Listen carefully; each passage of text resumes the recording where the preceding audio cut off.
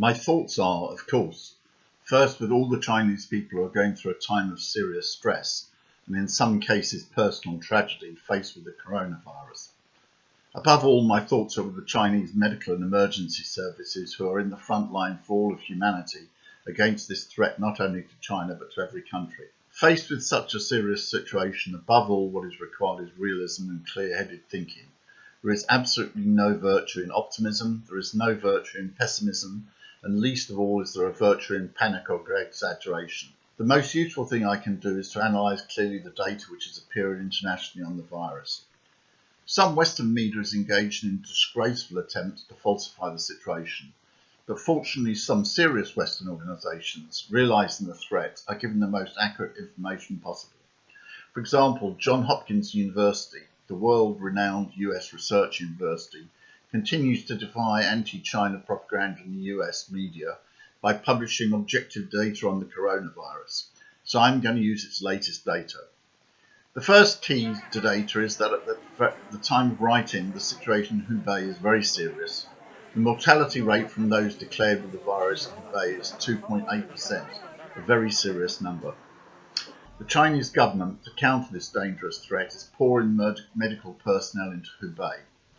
The data shows that this effort and the quarantine and other decisive measures by the Chinese government are so far containing a great danger to China and the world from developments concentrated in Hubei.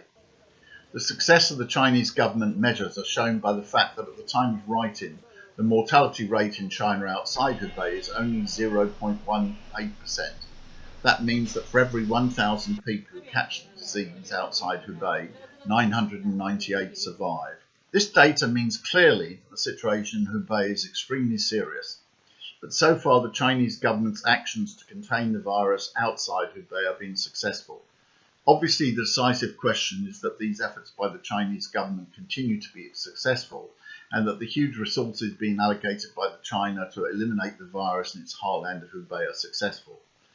Both China and the rest of the world are therefore relying on the heroic efforts of medical staff, particularly in Hubei, but also the rest of China and the Chinese government to contain the virus.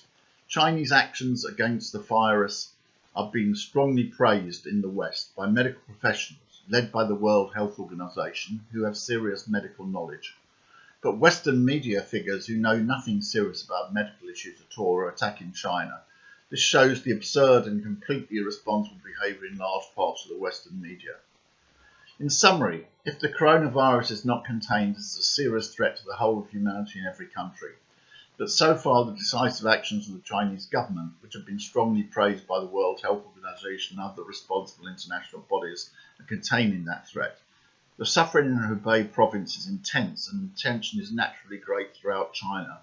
China's medical teams who are the front line not only for their country but for humanity battle to contain the virus.